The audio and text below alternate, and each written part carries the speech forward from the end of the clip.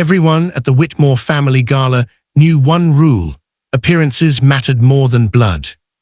So when Amelia Whitmore stepped through the marble entrance in a faded grey dress, scuffed heels, and an old coat with a missing button, the room fell silent for exactly 3 seconds. Then the whispers began. Her husband, Marcus Whitmore, heard them all. He saw his cousins smirking, his mother lowering her champagne glass in disgust, and his business partners exchanging amused glances. Instead of defending the woman who had stood beside him for 12 years, Marcus leaned toward her with a cruel smile and said loudly enough for half the room to hear, "You could have at least tried not to embarrass me tonight." The laughter that followed was soft, polished, and vicious. Amelia only looked at him. No tears, no apology, no explanation. That annoyed him more than anything. Marcus had spent the last decade believing he was the powerful one. He was the billionaire heir, the face of Whitmore Industries, the man whose name opened doors before he even touched the handle. Amelia, to him, was simply the quiet wife who stayed in the background, avoided cameras, and never argued when his family treated her like furniture. Tonight, he thought, she had finally gone too far.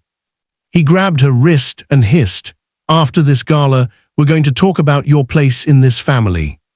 But before Amelia could answer, the lights dimmed. A spotlight hit the main stage.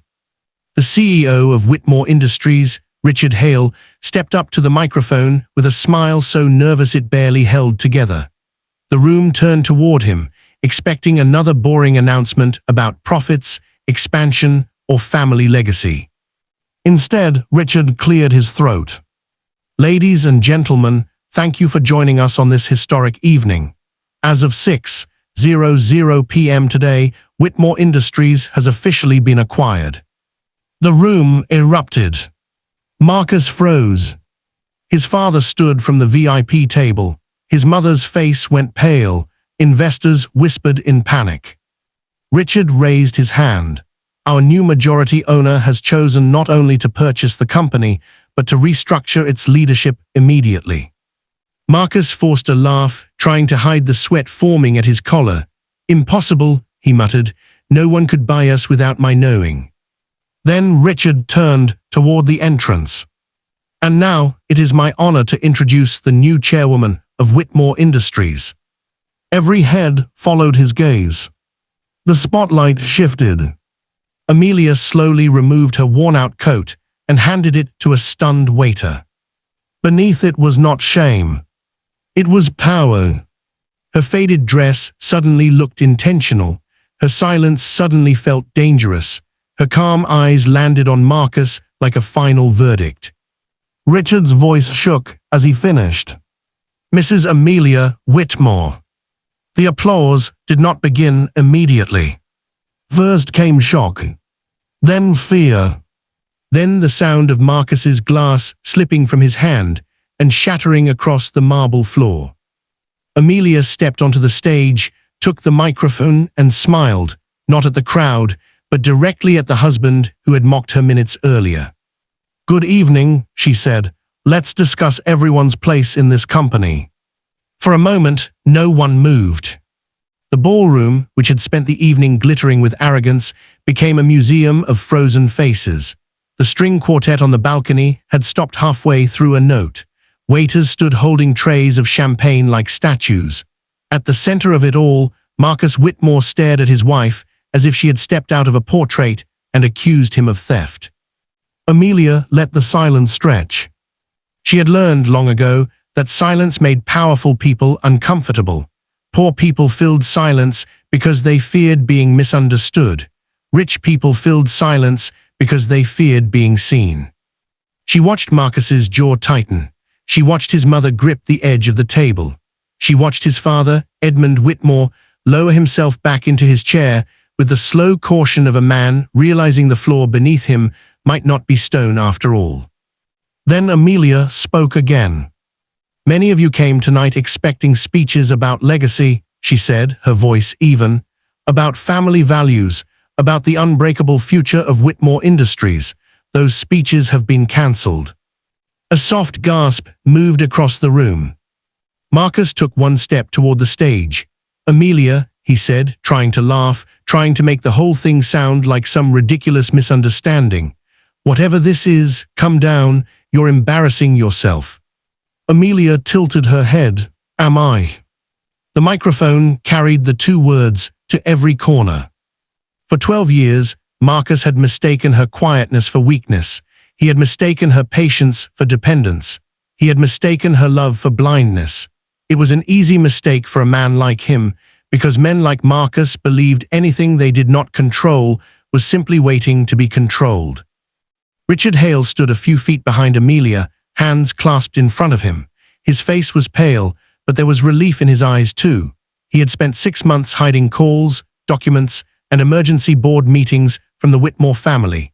He had aged 5 years in half a year, and all because Amelia had walked into his office one rainy Monday morning wearing a plain navy suit and asked for the truth. Not the polished truth. Not the shareholder truth. The actual truth. That day Richard had tried to dismiss her gently. After all, she was Marcus's wife. The quiet one. The woman who sent handwritten thank you notes after charity dinners. The woman who seemed to live in the corners of rooms. But then Amelia had placed a folder on his desk, opened it, and calmly exposed the first thread of a financial rot that had been spreading beneath Whitmore Industries for years. Richard had looked at the documents, then at her. "Where did you get these?" he had asked. Amelia had only answered, "From places your auditors forgot to check." Now in the ballroom, she raised her hands slightly, and the massive screen behind her came alive. The Whitmore crest vanished. In its place appeared a clean, brutal slide: acquisition confirmed, emergency restructuring approved, special audit authorized. Marcus's cousin Daniel cursed under his breath. Vivian Whitmore, Marcus's mother, rose so quickly her chair scraped the marble. She wore diamonds at her throat and fury on her face. "This is impossible," she snapped. "This woman has no authority to." "Sit down, Vivian," Amelia said. The room inhaled. Vivian looked as if she had been slapped by the air itself. For decades, people had called her Mrs. Whitmore, never Vivian. Staff members bent around her moods. Young relatives measured their worth by whether she smiled at them. Even Edmund, her husband, chose his battles with her carefully, like a man crossing a frozen lake. But Amelia had not raised her voice. That was what made it terrifying. Vivian's mouth opened, then closed. Amelia continued. "As of tonight, I hold controlling interest through Hartwell Global Holdings, Meridian Trust, and 3 private investment vehicles your family's attorneys failed to trace because they were too busy laughing at my shoes." Someone near the back made a small choking sound. Marcus looked at Richard. "Tell her to stop." Richard swallowed. "Mr. Whitmore, Mrs. Whitmore has full legal authority." "Don't call her that," Marcus snapped. Amelia's smile faded. "You were comfortable with that title 5 minutes ago when you thought it made me smaller." Marcus's face reddened. He turned to the room, desperate now, searching for allies. "This is a stunt. She doesn't know anything about running a company. She doesn't know our operations, our contracts, our history." "I know about the illegal side agreements with the Vossman Group," Amelia said. His voice died. "I know about the pension fund transfers disguised as temporary liquidity corrections. I know about the shell vendors. I know about the offshore account labeled as consulting expenses. I know your father signed 3 documents he should have burned. I know your mother's foundation received money from a supplier your board rejected for safety violations. And I know, Marcus, that you personally approved a bridge loan you told investors did not exist." The screen behind her changed again. Not all the details, not enough to ruin innocent employees or start a legal panic in the ballroom, just enough. Names, dates, redacted figures, signatures. Marcus looked at the screen, as if each line had been carved into his skin. The guests were no longer whispering for entertainment, they were whispering for survival. Amelia had known they would. She had counted on it. The Whitmores had built their empire on reputation, and reputation was a chandelier, beautiful, expensive, and held up by one thin chain. All she had done was touch the chain. Long before Amelia became the woman standing beneath that spotlight. She had been a girl in a small apartment above a tailor's shop, listening to rain drip through a cracked window while her mother stitched hems for wealthy women who never remembered her name. Her mother, Elena Hart, had hands that were never still. Even when she rested, her fingers moved as if sewing invisible thread. She taught Amelia that clothes could lie. A silk dress can hide a cruel heart, Elena would say, getting fabric under the machine. A torn coat can cover a queen. Never judge the person, study the seams. Amelia's father, Samuel Hart, had taught her something colder. Numbers could confess. He was an accountant for a shipping company that handled contracts for families like the Whitmores. At night, he sat at their kitchen table with ledgers spread around him, glasses low on his nose, whispering figures to himself. Amelia used to sit across from him doing homework, pretending not to listen. "You see this," he once said, turning a page toward her when she was 14. "A liar will often hide in complexity, but money always wants to go somewhere. Find where it wants to go, and you find the truth." 2 years later, Samuel discovered a fraud scheme inside the company he worked for. He reported it. He believed rules mattered. He believed honest people protected honest people. Instead, he was fired, blacklisted, and quietly crushed beneath lawsuits he could not afford to fight. He died years later with his reputation still stained, though Amelia never believed the stain belonged to him. The day after his funeral, Amelia found a folded note inside his old ledger. "Do not become bitter, little star, become precise." She had carried those words longer than she had carried any photograph. On the stage, under the cruel brightness of the gala lights, Amelia saw Marcus staring at her with the confusion of a man who had never imagined she had a life before him. To Marcus, her existence had started the day he noticed her. It had not. She had met him at 26, in the lobby of a legal aid charity where she volunteered on weekends.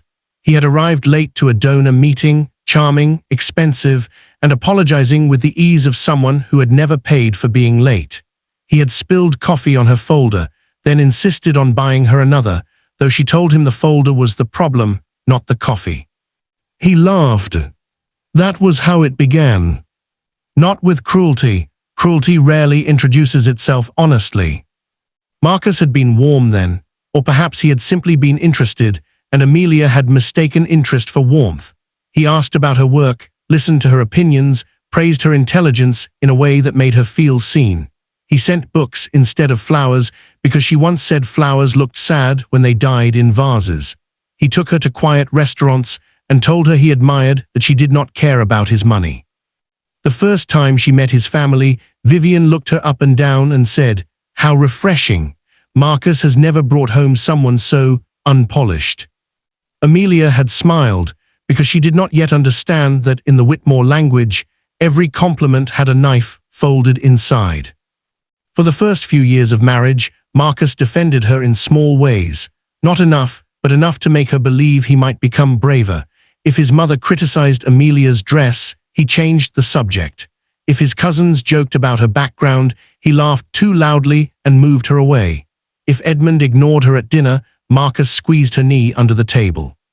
Then the squeezes stopped. The laughter stayed. The defense became silence. And finally, the silence became agreement. "Mrs. Whitmore," Richard said quietly behind her, bringing Amelia back to the ballroom. She nodded. Security personnel moved discreetly to the side doors. They were not dramatic men in dark glasses. Amelia had chosen calm professionals in plain suits, the kind who understood that power did not need to shove when it could simply stand in the right place. "Tonight's announcement has 2 parts," Amelia said. "First, Whitmore Industries will be placed under independent forensic review. Second, every executive with a conflict of interest will be suspended pending investigation." Marcus barked a laugh. "You think you can suspend me?" "No," Amelia said, "I already have." The words landed like a hammer wrapped in velvet. On the screen, Marcus's name appeared beneath the heading, Immediate Administrative Leave. His mouth parted. "You can't do this," he said. "I can," Amelia replied, "and I did." Edmund Whitmore rose again, but he did not look angry now. He looked old. It startled Amelia. She had spent so many years seeing him as a carved monument of wealth that she had forgotten marble could crack. "Amelia," Edmund said carefully, "whatever you believe you've found, this family can resolve it privately." "There it is," she said softly. "There what is?" "The family habit of confusing privacy with escape."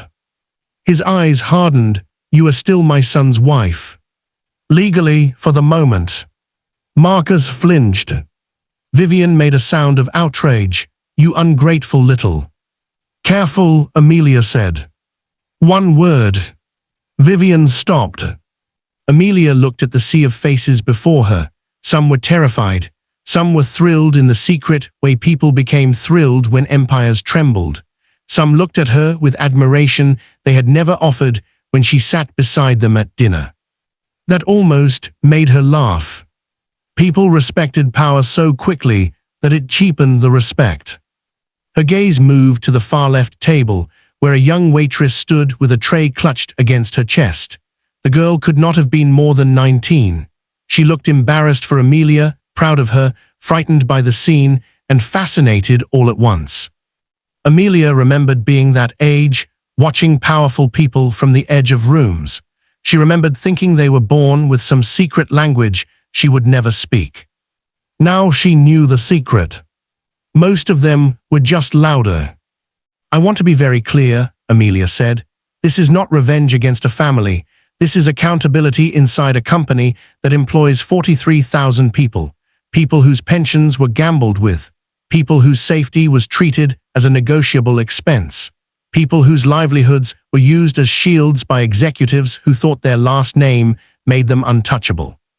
Marcus stared at her. "Accountability, is that what you're calling this?" Amelia looked down at him. "What would you call it?" "Betrayal." Something in her chest tightened, but she did not let it show. There had been a time that word from him would have opened a wound. Years earlier, she would have replayed it all night, wondering whether she had been too harsh, too cold, too unforgiving. That was the hidden labor of being married to a man like Marcus. You did not only survive his cruelty, you edited yourself afterward, trying to make his behavior make sense. But Amelia had stopped editing the truth. "Betrayal," she repeated. "That's interesting." The ballroom held its breath. She stepped away from the podium and descended the 3 shallow stairs to the main floor. The spotlight followed her. Marcus did not move as she approached. Perhaps pride held him there, perhaps disbelief, perhaps the old confidence that, in the end, Amelia would soften. She stopped before him. "Betrayal was when you let your mother humiliate me at our 5th anniversary dinner because you wanted her approval more than you wanted my dignity," Amelia said. "Betrayal was when you took my analysis on the Northbridge acquisition, presented it as your own, and told me I should be happy because your success was our success.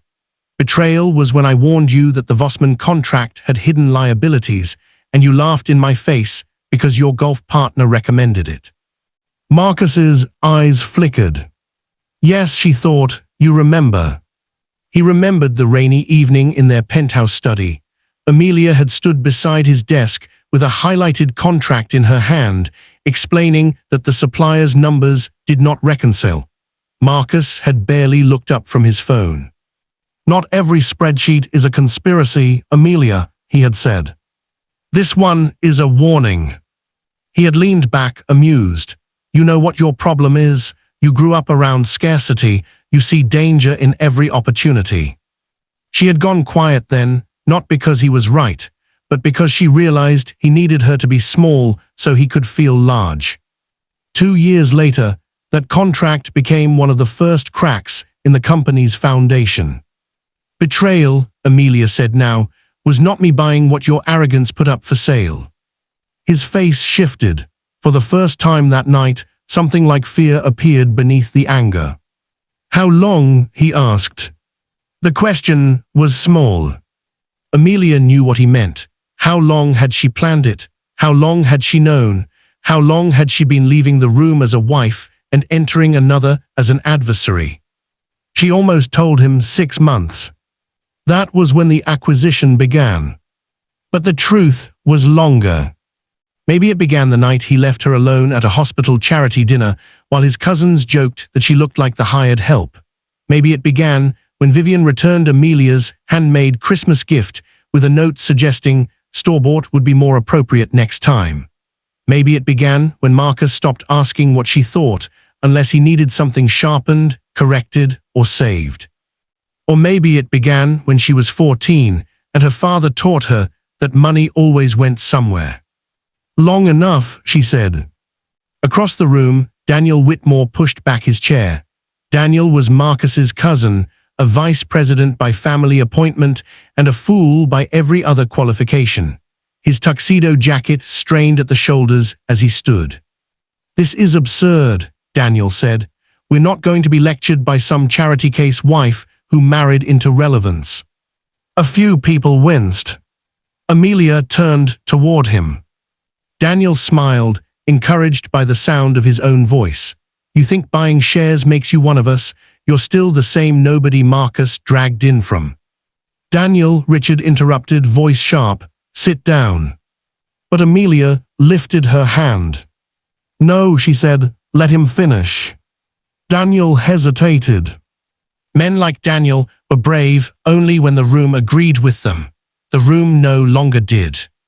Amelia walked toward him slowly, dragged in from where? He swallowed. "I didn't mean." "You meant every word. That's the tragedy of people like you, not that you're cruel, but that you're lazy about it." A ripple moved through the crowd. She stopped at his table. "You were appointed vice president of regional development 4 years ago. In that time, your division lost $82 million, mishandled 2 expansion proposals, and approved a warehouse purchase on land your college roommate secretly owned." Daniel's face drained. "Your access to company systems was revoked at 6:07 p.m. Your corporate card was frozen at 6:09. At 6:14, your assistant received instructions to preserve all records. At 6:22, you ordered a bottle of 70-year-old scotch and charged it to the company." Somebody coughed, badly covering a laugh. Amelia leaned closer. "That charge was declined." Daniel sat down. The ballroom shifted. The fear had developed texture now. It was no longer abstract. People were realizing Amelia had not arrived with anger. She had arrived with receipts. Marcus's younger sister, Celeste, had been silent all evening. She sat near the back with her husband, a soft-spoken architect the family treated as decorative. Celeste had always been the only Whitmore who showed Amelia ordinary kindness, though even that kindness came wrapped in caution. Once, years ago, Celeste had found Amelia crying quietly in the conservatory after Vivian accused her of using Marcus for status.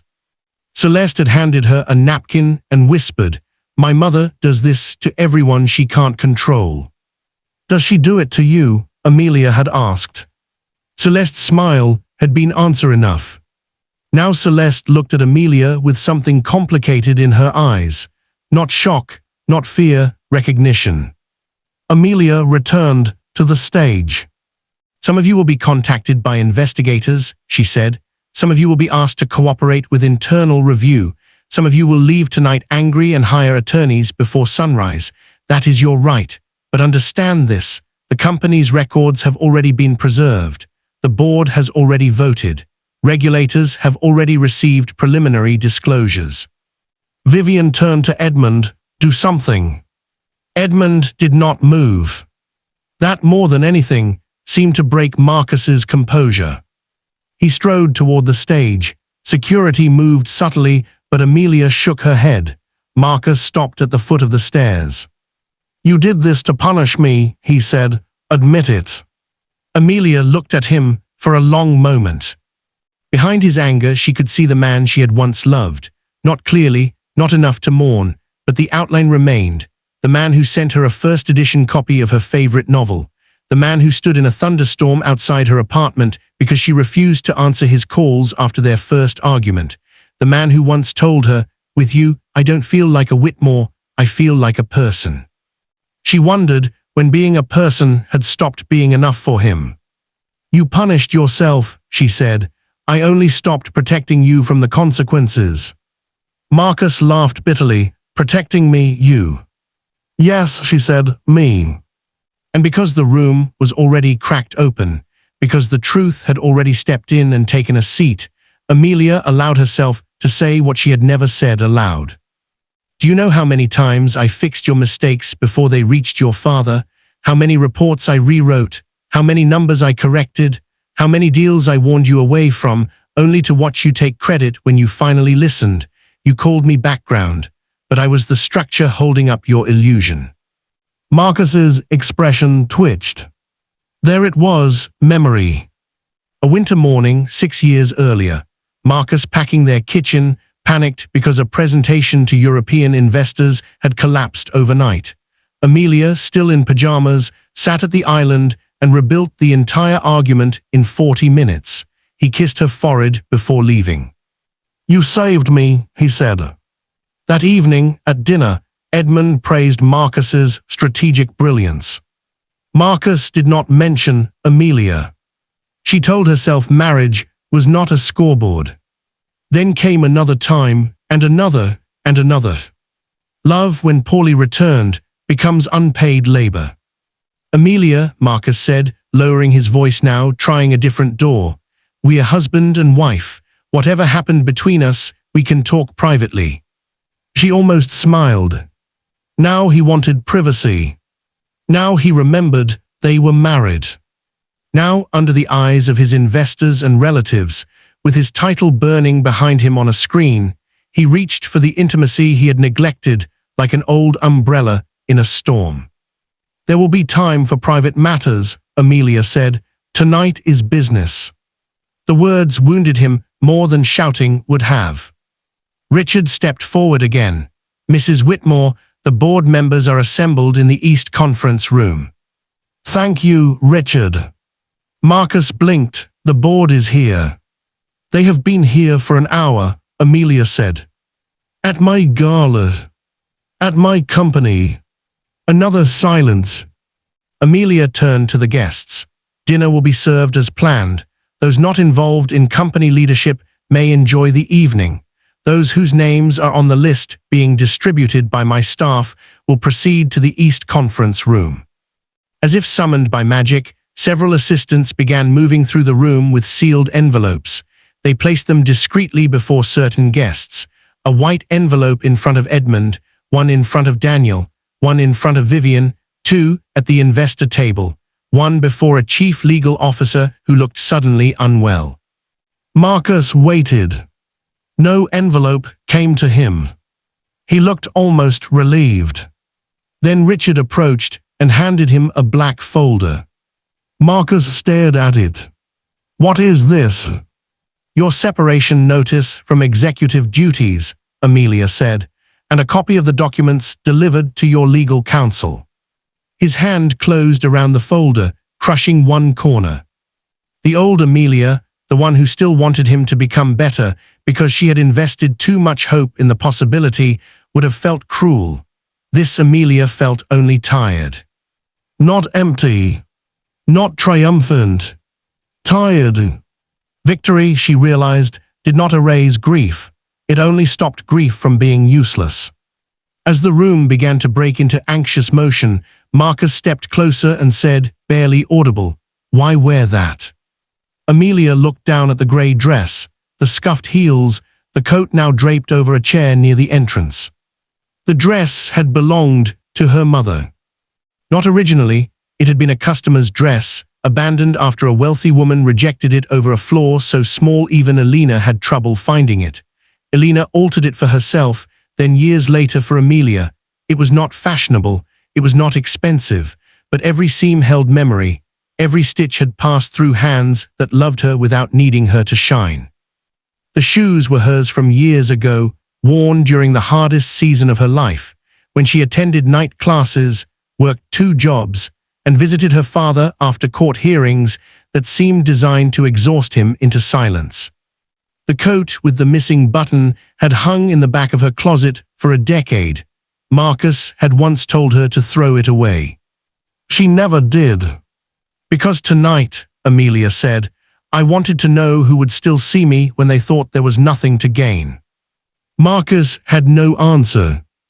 There were people in the ballroom who would later claim they had always respected Amelia, that they had sensed depth in her quietness, that they had admired her humility. Amelia knew better. People revised history when truth became expensive. But one person crossed the room, while everyone else avoided choosing a side. Celeste. She walked carefully, her pale blue gown trailing behind her, and stopped before Amelia. For a second, she seemed 12 years younger, a frightened woman trapped inside a family that punished softness. Then she embraced her. It was not dramatic, it was not long, but it was real. I'm sorry, Celeste whispered. Amelia closed her eyes. For what? For not saying more, for seeing it and surviving by staying quiet. Amelia pulled back. You survived how you could. Celeste's eyes filled, but she smiled. Mother is going to call you a monster. She has called me worse, with better jewelry. Celeste laughed through her tears. Across the room, Vivian watched them with disgust sharpened by fear. The East Conference Room had been prepared with folders, water glasses, recording devices, and a long table that looked like it belonged in a trial even though no judge was present. The board members sat along one side, their expressions varying from grave to fascinated. Some had supported the acquisition because Amelia's offer rescued them from a collapse they could no longer deny. Others supported it because survival had a way of simplifying loyalty. Edmund entered first, then Vivian, then Daniel, then the others. Marcus came last. He had regained some of his posture, but not all of it. Amelia sat at the head of the table. Marcus paused when he saw her there. For years at Whitmore dinners, that chair had belonged to Edmund. At family meetings, Marcus stood beside it, rehearsing inheritance with every breath. Amelia had always been seated midway down, near Celeste, far enough from power to remind her she was included but not accepted. Tonight, the chair did not make her powerful. It simply revealed who had been powerful enough to take it. Richard stood beside a projector. This meeting is being recorded for legal accuracy. All attendees have received preliminary documentation. Vivian tossed her envelope onto the table. I refuse to participate in this circus. You may leave, Amelia said. Your refusal will be noted. Vivian's eyes narrowed. She did not leave. Amelia opened the folder before her. Let's begin with governance failures. Daniel groaned. Edmund shot him a look that silenced him instantly. For the next 40 minutes, Amelia did not raise her voice. She did not insult them. She did not dramatize the evidence. That made it worse. She moved through financial irregularities like a surgeon, precise and unemotional, exposing each decision, each ignored warning, each document signed under the assumption that no one outside the family would ever see it. Marcus watched her in growing disbelief. He had heard her discuss books, charities, renovations, dinner menus, travel plans. He had watched her soothe offended guests and remember birthdays for relatives who forgot hers.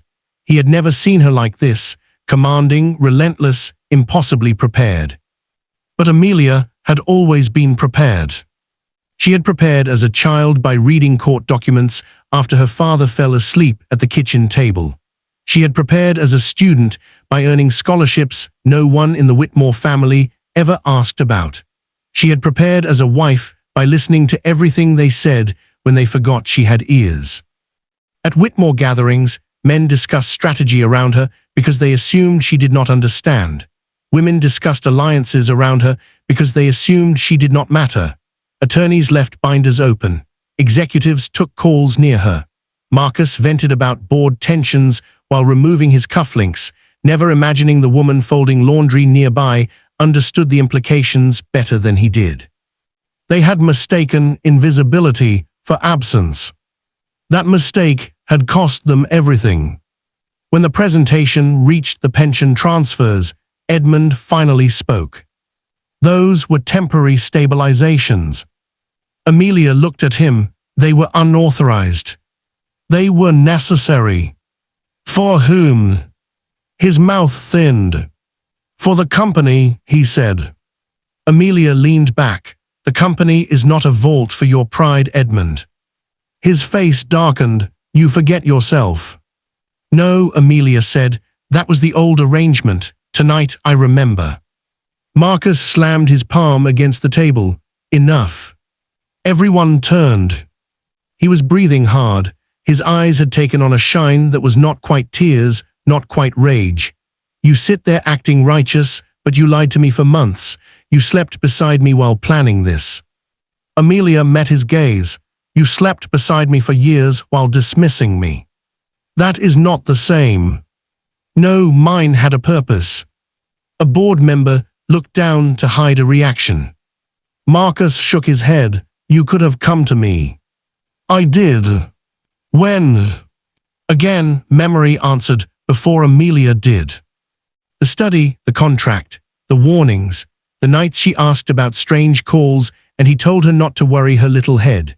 The afternoon she found an internal memo in his briefcase and asked why the cash reserves looked different from the shareholder report. The morning she suggested bringing in outside auditors and he laughed because families handle family matters. Amelia said, many times, you just didn't recognize warning when it came in my voice. Richard clicked to the next slide. The Vossman Group. Marcus looked away. Amelia noticed, so did Edmund. Marcus, Edmund said slowly, what did you sign? Marcus's lips pressed together. There it was, Amelia thought, not guilt, calculation. She had seen that look before. The Whitmores were not raised to confess, they were raised to reposition. Before you answer, Amelia said, remember that my team has copies. Marcus turned back to her, your team. Yes. Your lawyers, your auditors, your investigators. He laughed once without humor. Who are you? The room became very still. It was the question Marcus should have asked 12 years ago, not with suspicion, with wonder, with love. Who are you really? What shaped you? What do you fear? What do you want? What wounds do you hide when you smile across dinner tables with people who underestimate you? But now he asked it because her usefulness had become threatening. Amelia folded her hands. I am the woman you trained yourself not to see. No one spoke after that. The meeting continued until the gala outside became a distant hum of silverware, murmurs, and nervous music.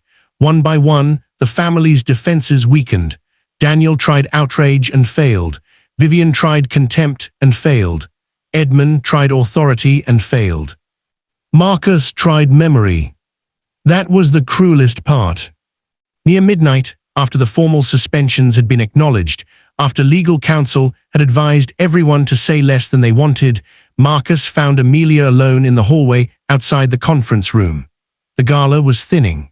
The flowers still stood in enormous arrangements along the corridor, white roses and lilies perfuming the air with a sweetness that felt almost aggressive. Amelia was looking at a portrait of Harold Whitmore, the founder of the family empire. He had been painted holding a rolled blueprint, chin lifted, eyes fixed on a future he apparently believed he owned. Marcus approached slowly. Do you remember Florence? He asked. Amelia did not turn. Yes. Our 3rd anniversary, he said. It rained the whole week. You hated that. You loved it. She remembered, narrow streets shining under rain, Marcus buying a cheap umbrella from a street vendor because their hotel umbrellas had all been taken, Amelia laughing when the umbrella turned inside out, a little restaurant with 8 tables, Marcus reaching across candlelight to touch her hand. I don't want to become my father, he had said that night. She had believed him. That was the problem with certain lies. The liar did not always know he was lying yet. You said I made you better, Amelia said. Marcus swallowed. You did. No, I made it easier for you to look better. There's a difference. He flinched.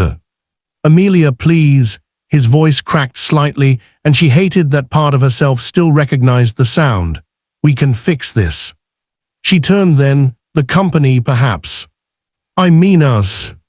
There hasn't been an us in a long time. That's not true. Marcus. One word, but it stopped him. She stepped closer, not with anger, but with a sadness that had outlived its usefulness. Tell me what my mother's name was. He blinked. What? My mother, you met her twice before she passed. What was her name? His face went blank. Amelia waited. The hallway clock ticked. Elena, he said finally, but too late, because she saw him search for it. She nodded. What was the name of the charity where we met? Amelia. What book did you send me after our second date? Why are you doing this? Because you are asking me to mourn a marriage you did not bother to remember. He looked stricken. Good, she almost thought, then felt no satisfaction in it. Marcus ran a hand through his hair. I know I failed you. No, she said, you disliked me whenever loving me cost you status.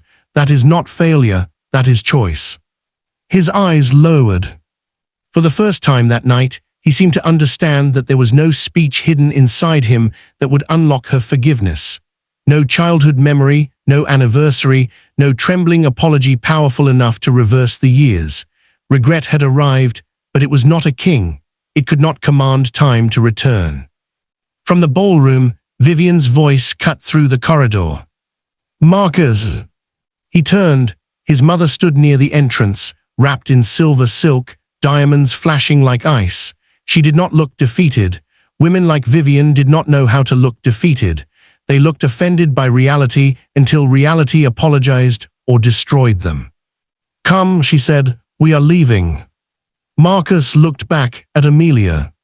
There was a question in his face. For years, Amelia might have answered it.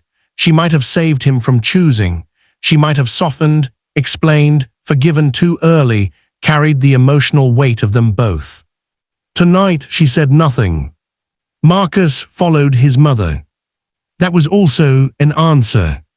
The weeks after the gala were less glamorous and more brutal. Headlines did what headlines always did, flattened complexity into appetite. Billionaire wife buys husband's company. Whitmore dynasty falls at family gala. From worn dress to chairwoman, Amelia Whitmore's stunning power move. People who had never heard her speak argued about whether she was brilliant, cold, inspirational, manipulative, heroic, or cruel. Amelia ignored most of it. There was work to do. Whitmore Industries was not a toy she had stolen from an arrogant husband. It was a wounded giant. Its factories needed review. Its contracts needed examination. Its employees needed reassurance. Its culture, long distorted by family entitlement, needed a new spine. On her first morning as chairwoman, Amelia did not occupy Edmund's old office. She chose a smaller one on the 22nd floor with broad windows overlooking the river. It had belonged to a retired operations director. The furniture was plain. The carpet needed replacing. Someone offered to redesign it immediately. No, Amelia said, not yet. She wanted to feel the company before decorating her place inside it. At 8:00 a.m. she met with division heads. At 9:30 labor representatives. At 11:00 outside auditors. At noon she ate half a sandwich over a report and forgot the other half until 4:00. By evening her assistant Mara entered with a stack of messages and a look of professional concern. Mrs. Whitmore. Amelia. Mara paused. Amelia, there are 17 interview requests, 3 invitations from major networks, 2 from financial journals, and 1 handwritten note from a woman who says your mother altered her wedding dress in 1998. Amelia looked up. That one, she said, leave that one. Mara smiled slightly, of course. There were also messages from Marcus. At first, he called. Then he emailed. Then he sent flowers. The flowers were white roses, expensive and empty. Amelia had them placed in the reception area for everyone to enjoy. His note remained unopened in her desk drawer for 2 days before she finally read it. "I was wrong, please let me see you." That was all. No specifics, no ownership, regret still trying to be elegant. She placed the note back in the drawer.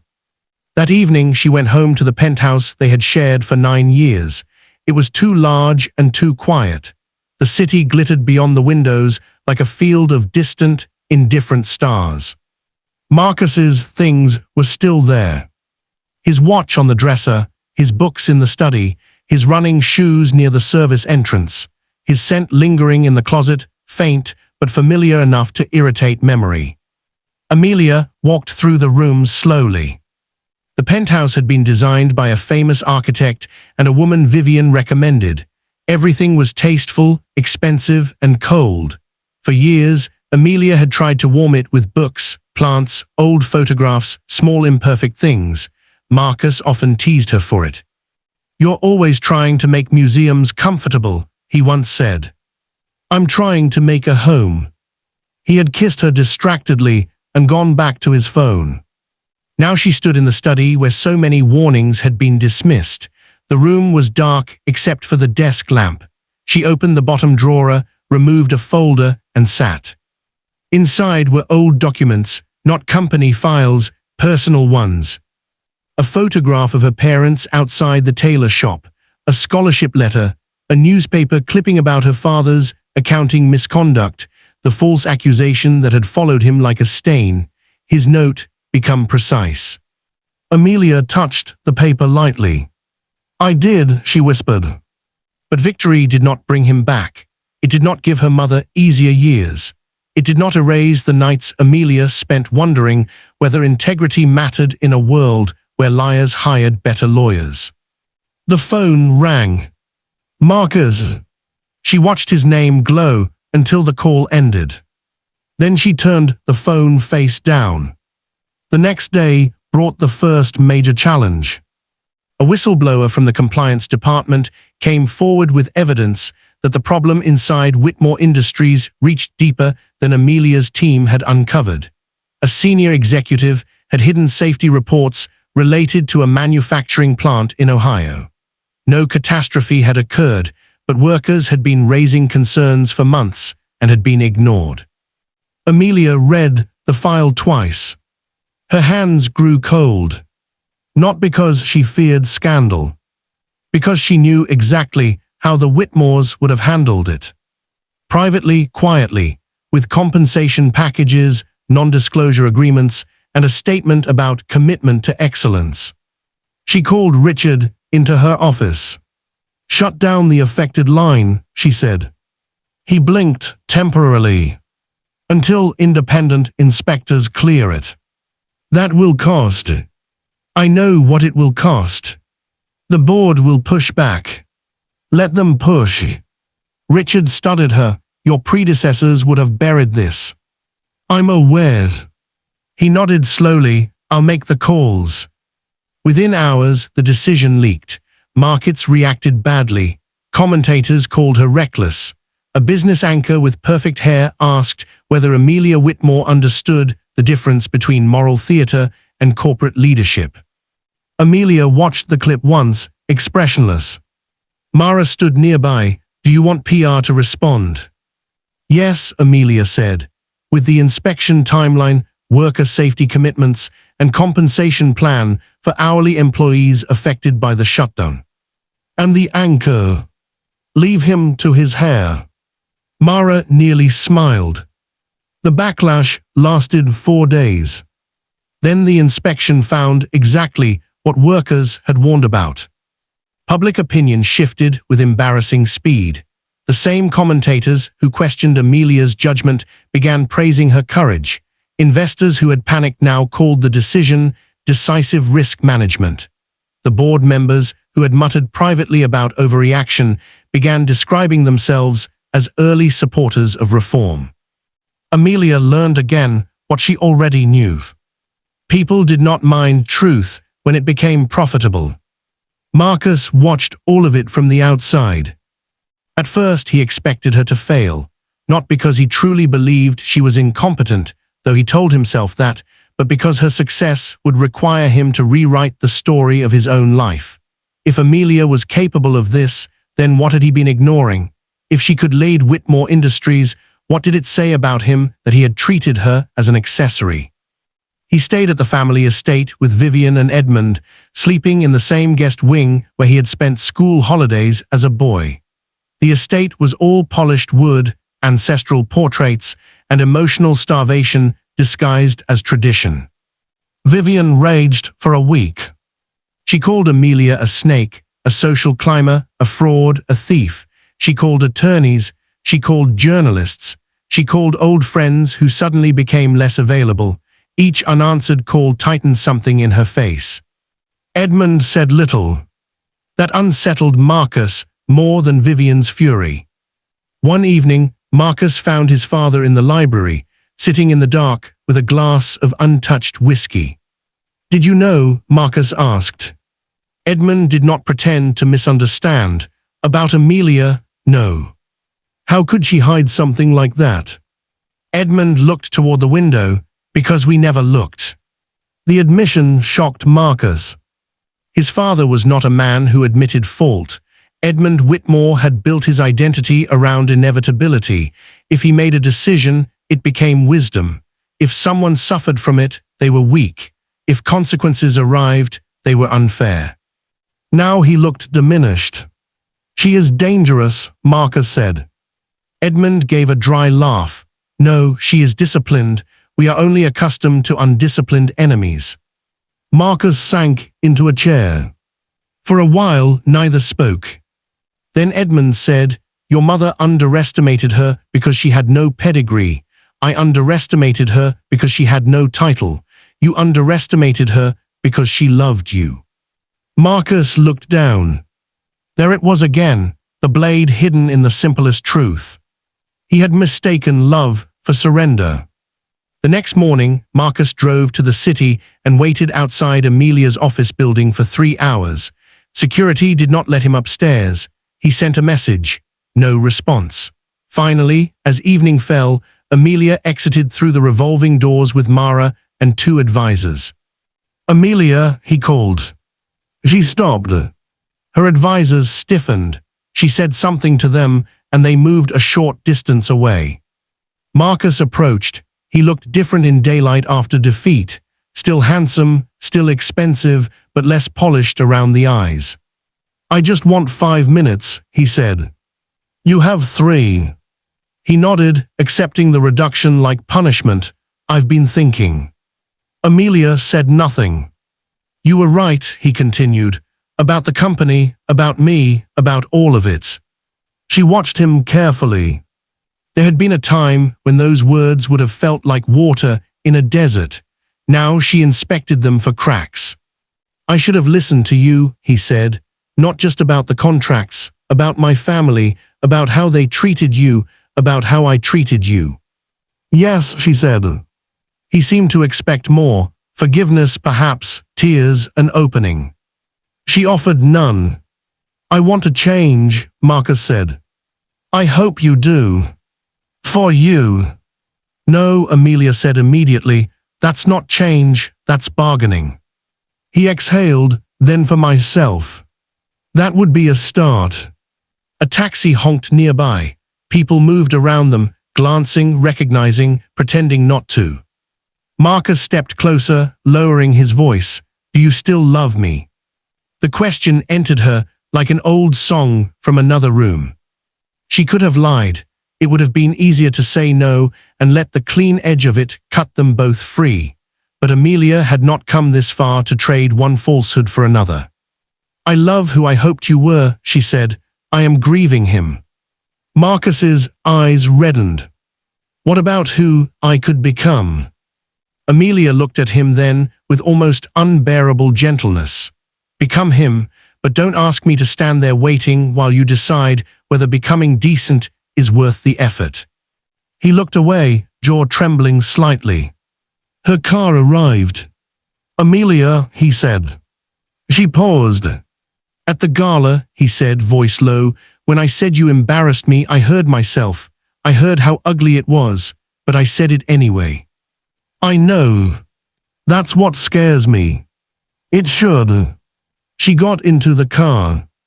As it pulled away, Marcus remained on the curb, smaller in the mirror until traffic swallowed him. Amelia did not cry until she reached home. Not because she wanted him back. Because some endings are still funerals, even when freedom is waiting outside the door. Months passed.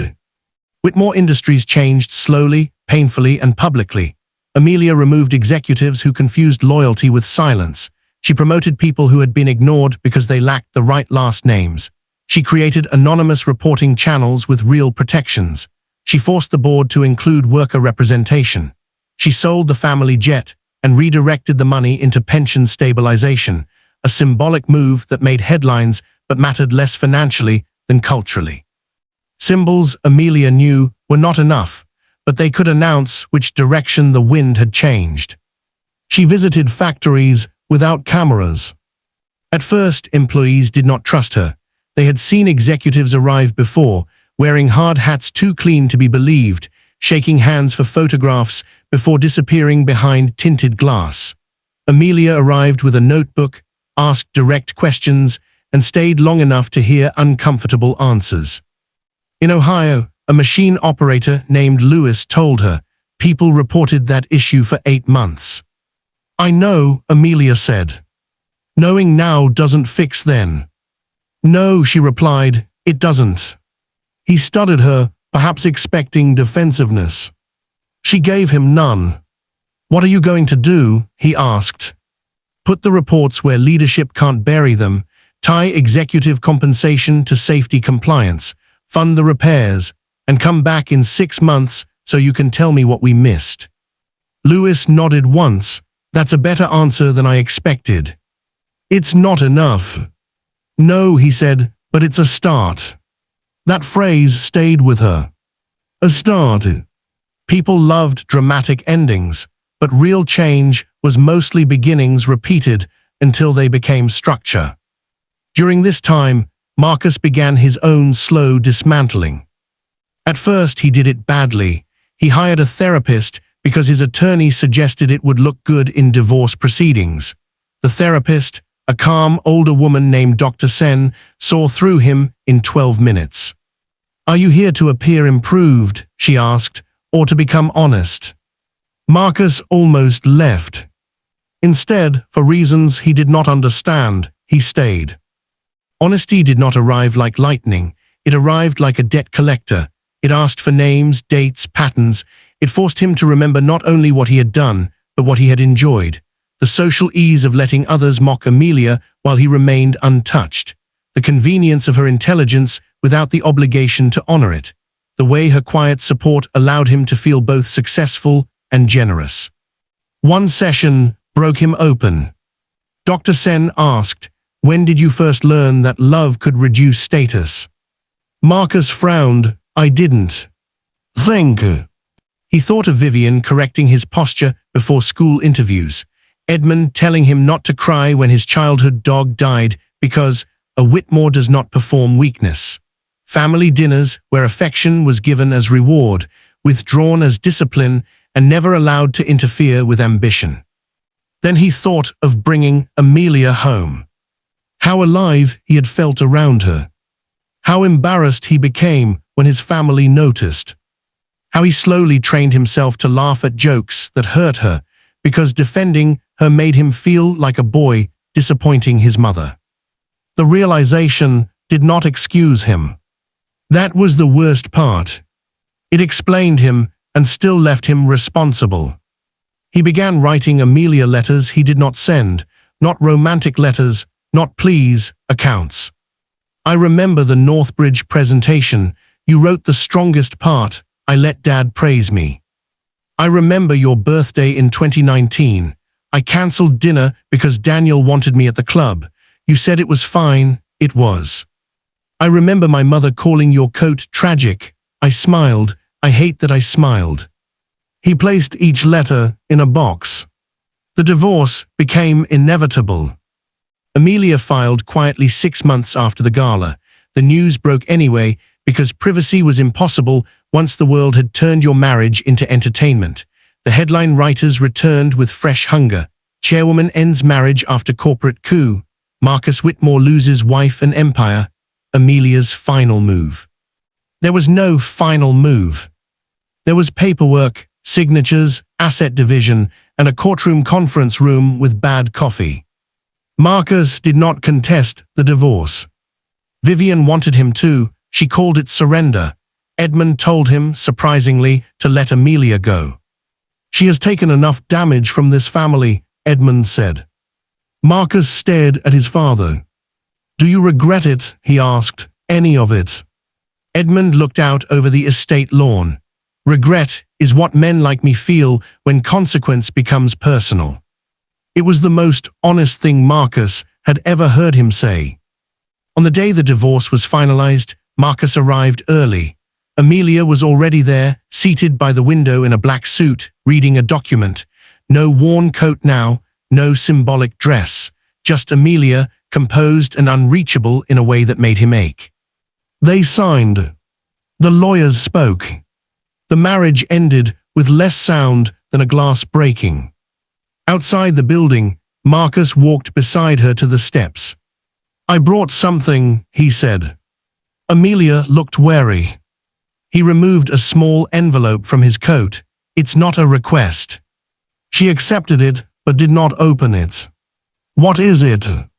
A list, he said, of every time I could remember taking credit for your work, ignoring your warnings, or letting my family humiliate you. I sent copies to the company ethics committee where relevant. The rest is just yours, not to fix anything, just to stop pretending it didn't happen. Amelia's fingers tightened on the envelope.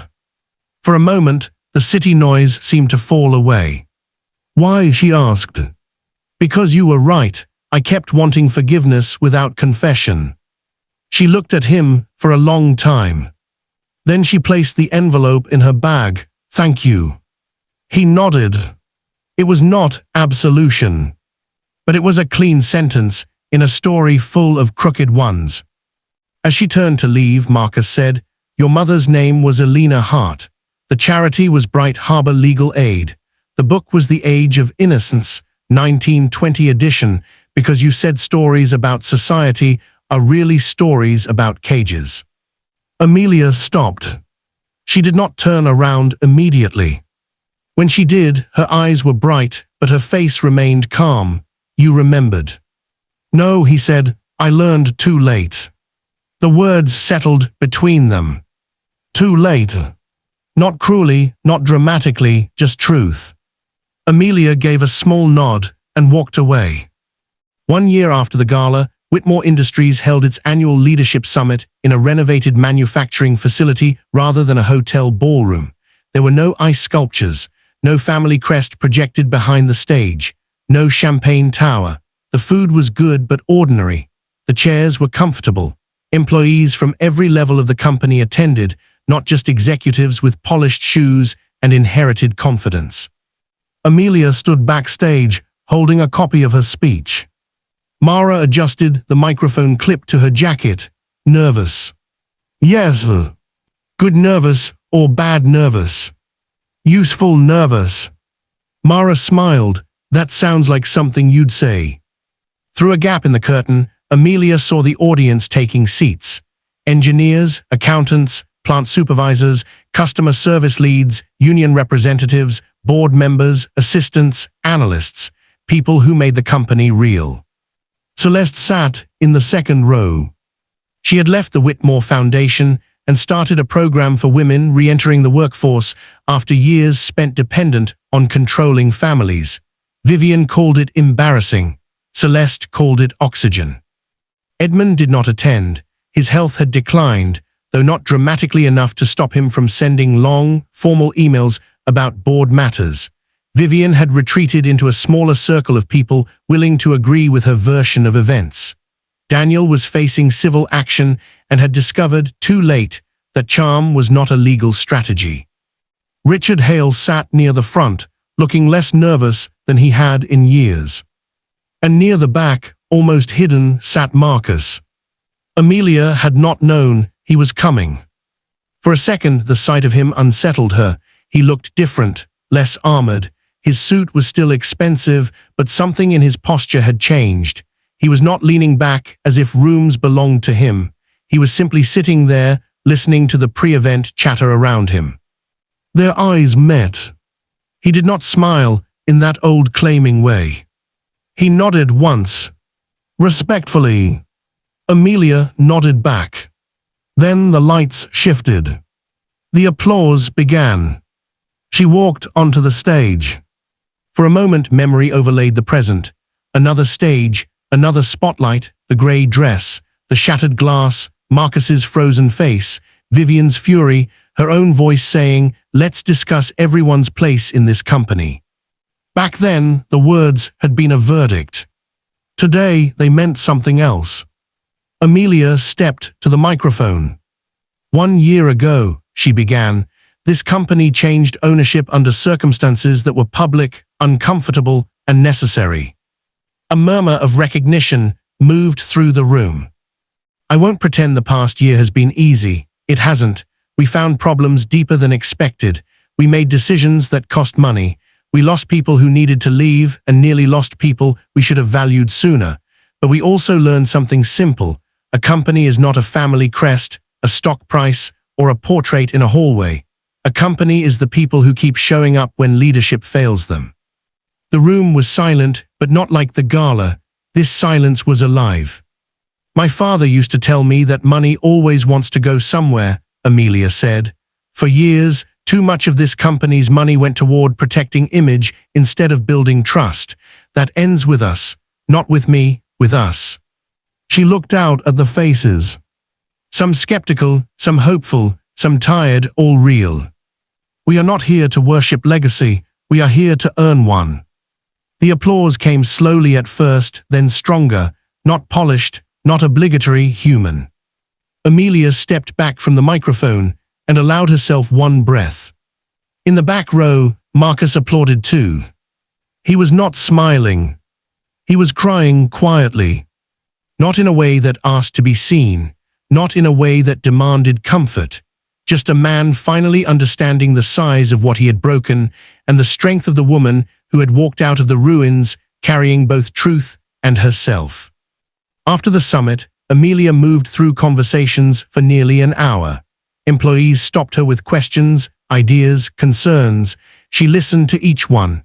By the time she reached the side exit, the evening sky beyond the glass doors had turned violet. Marcus waited near the corridor, hands in his coat pockets. He did not approach until she saw him. "Congratulations," he said. "Thank you. That was a good speech." She almost teased him, only good, but old habits were dangerous doors. Instead, she said, "It was an honest one." He nodded, "Those are harder." They stood in a silence that no longer needed to be filled. Finally, Marcus said, "I'm leaving New York." Amelia was surprised. "Where are you going?" "Boston first. There's a non-profit financial accountability group willing to let me do very unglamorous work for very little money." "That sounds useful." "I hope so. Your mother must be thrilled." A small smile touched his mouth. She has described it as self-inflicted humiliation. "That sounds like Vivian." "It does." The smile faded. "I'm not telling you because I expect anything," he said. "I just didn't want to disappear in a way that made you wonder if I was making another dramatic gesture." "Thank you." He looked through the glass doors toward the parking lot. "I used to think regret was the same as change." "It is." "No," he said. "Regret is just the smoke. Change is walking back into the fire and finding out what started it." Amelia studied him. There were things she could have said, that she was proud of him, that she hoped he found peace, that part of her would always wish they had met as better versions of themselves. All of them were true, but truth did not always need to be handed over. "Good luck, Marcus," she said. He nodded. Goodbye, Amelia. This time when he walked away, he did not look back. And this time, Amelia did not wait to see if he would. She stepped outside into the evening. The air smelled faintly of rain. For a strange, beautiful second, she thought of Florence, the broken umbrella, the narrow street, her younger self laughing beside a man she believed would choose love over pride. She did not hate that younger self anymore. Hope was not stupidity, trust was not weakness, love was not the mistake. The mistake had been staying where love was used as evidence against her. Her phone buzzed. A message from Celeste. Dinner tomorrow, somewhere mother would hate. Amelia smiled and replied, absolutely. Then another message appeared from Mara. The Ohio team sent the updated safety numbers. Major improvement. Lewis says, and I quote, tell the boss we're not impressed yet, but we're less annoyed. Amelia laughed aloud. A passing employee glanced over, surprised perhaps to hear the chairwoman laughing alone near the parking lot. Amelia did not mind. She looked up at the darkening sky. For years, people had told her who she was. Poor girl, lucky wife, quiet woman, charity case, background figure, embarrassment. Then one night she had walked into a gala wearing every insult they had mistaken for truth. Worn clothes, scuffed shoes, missing button, calm eyes. They saw weakness. She carried history. They saw shame. She carried proof. They saw a wife they could mock. She carried an empire she had already purchased. But the purchase was never the victory. The title was never the victory. The stunned faces, the headlines, the apologies, the regret arriving too late, none of that was the victory. The victory was this: Amelia Hart Whitmore, daughter of a tailor and an honest accountant, no longer needed a room full of powerful people to recognize her before she recognized herself. Rain began to fall lightly, silvering the pavement. Amelia opened her old coat, the one with the missing button, and pulled it around her shoulders. She had worn it that evening not as armor, not as costume, but as remembrance. Some things did not need to be repaired to remain worthy. Some missing pieces became proof of survival. Her driver hurried forward with an umbrella. Amelia shook her head. Not yet, she said. And for a moment, she walked through the rain uncovered, smiling softly as the city lights blurred around her, not because the world had finally bowed, but because she no longer needed it to.